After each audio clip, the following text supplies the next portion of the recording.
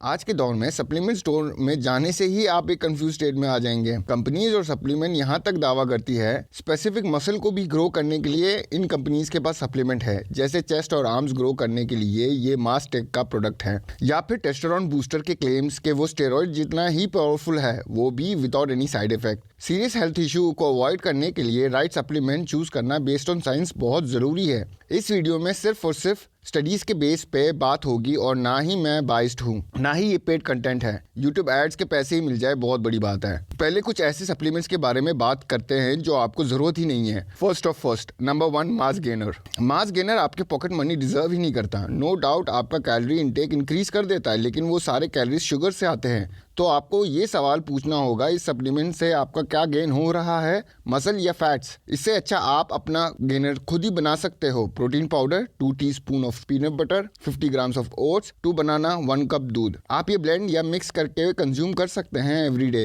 Number 2 testosterone booster. Testosterone booster सिर्फ आपके testosterone level को थोड़ा बहुत अराउंड 20% 40% इंप्रूव करेगा, लेकिन ये इनफ नहीं है मसल में सिग्निफिकेंट डिफरेंस देखने के लिए। यानी ये लेवल काफी नहीं है मसल बिल्ड करने के लिए। हाँ, टेस्टोस्टेरोन बूस्टर से आपका सेक्स ड्राइव जरूर इंक्रीज होगा, लेकिन मसल नहीं। नेक्स्ट लिस्ट में है number 3 branch chain amino acid BCAAs। Bulking के वक्त आपको BCAAs की जरूरत ही नहीं है, क्योंकि आपको वो BCAAs खाने के जरिए ही मिल जाता है। और अगर डाइट पॉइंट पे है और अगर डाइट में प्रोटीन शेक और चिकन है तो आपको BCAAs की जरूरत ही नहीं है। कटिंग के वक्त शायद आपको BCAAs की जरूरत पड़ सकती है, लेकिन कैलोरी सरप्लस यानी वेट गेनिंग के लिए आपको जरूरत नहीं पड़ने वाली। और ये भी L-ग्लूटामीन, L-कार्निटीन, L-आर्जिनाइन, ये अमीनो प्रोफाइल की भी जरूरत नहीं पड़ेगी आपको। अगर आपको लगता है आपको सप्लीमेंट चाहिए तो सबसे फर्स्ट चॉइस आपका होना चाहिए HMB। HMB एक बाई प्रोडक्ट है ल्यूसीन का। ल्यूसीन सबसे पावरफुल अमीनो है मसल बिल्डिंग के लिए। ल्यूसीन आपके मसल में ब्रेकडाउन स्लो कर देता है, और मसल बिल्डिंग का सबसे इंपॉर्टेंट रूल है ब्रेकडाउन कम करना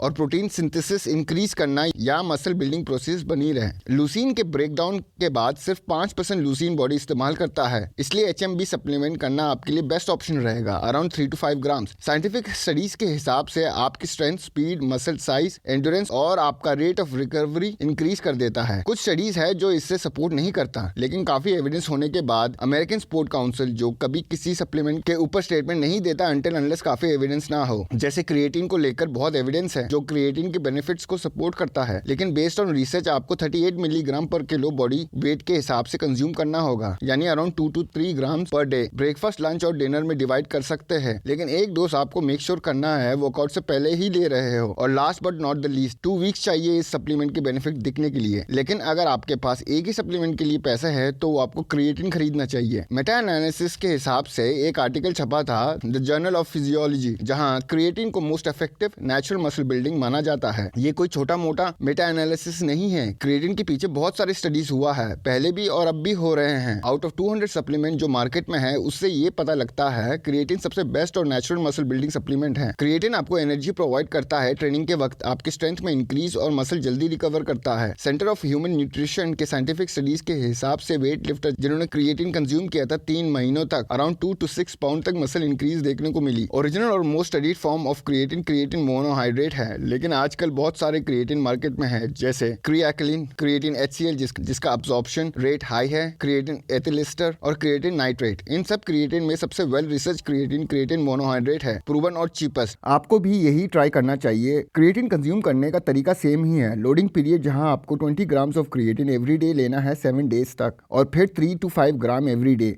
आप एवरीडे भी ले सकते हो और ऑन ऑफ भी कर सकते हो, यानी 1 मंथ ऑन 1 मंथ ऑफ, लेकिन फिर लोडिंग करना होगा। एक और सप्लीमेंट है जो आपको लेना चाहिए, वो है नंबर 6 प्री वर्कआउट। एक इफेक्टिव प्री वर्कआउट सप्लीमेंट आपको एनर्जी और स्ट्रेंथ प्रोवाइड करेगा वर्कआउट के वक्त, और पंप भी जबरदस्त होगा। प्री वर्कआउट में टिपिकली आपको बेटा एलेनिन मिलता है, थकावट को कम कर देता है और मसल में एंड्योरेंस यानी कॉन्ट्रैक्शन और स्ट्रेचिंग कर सकते हो पूरे वर्कआउट। सिट्रुलिन मैली आपका ब्लड फ्लो, परफॉर्मेंस और रिकवरी इंक्रीज करता है। प्री वर्कआउट एक ट्रिकी सप्लीमेंट है। कभी कभी ऐसा लगेगा कि प्री वर्कआउट के बगैर आपसे वर्कआउट नहीं हो पाएगा, इसलिए हैवी डेज में ऑन और लाइट डेज में ऑफ बेटर ऑप्शन होगा, और पैसे भी इस तरह सेव कर सकते हो। Number 7 protein powder. प्रोटीन की जरूरत ही नहीं है जब तक आपका डाइट पॉइंट पर हो, लेकिन प्रोटीन कुछ चीजें आसान कर देता है। सबसे बेस्ट है आप कहीं भी कभी भी प्रोटीन कंज्यूम कर सकते हो, लेकर जा सकते हो, ऑन द गो प्रिपेयर कर सकते हो। एक स्कूप और वाटर ही तो है। 0.7 से 0.8 ग्राम पर पाउंड कंज्यूम करना ही है। अगर मैं 70 kg के आसपास हूँ तो मैं 140 ग्राम तक कंज्यूम करूंगा, 1 ग्राम पर पाउंड। अगर कटिंग कर रहे हो तो आपको ज्यादा कंज्यूम करना चाहिए। प्रोटीन को body as a protein synthesis use करता है मसल को प्रिपेयर और बिल्ड करने के लिए। प्रोटीन सिंथेसिस जब हाई रहता है आपका बॉडी मसल बिल्डिंग स्टेज में रहता है, और जब आपका बॉडी मसल ब्रेक डाउन कर रहा होता है आपका मसल लॉस हो रहा है। इसलिए प्रोटीन आफ्टर वर्कआउट सबसे बेस्ट टाइम है, क्योंकि वर्कआउट के वक्त आपका मसल ब्रेकडाउन स्टेज में होता है रीबिल्ड करने के लिए। प्रोटीन के भी कई सारे ऑप्शन है, whey casein, bean, rice, beef, been,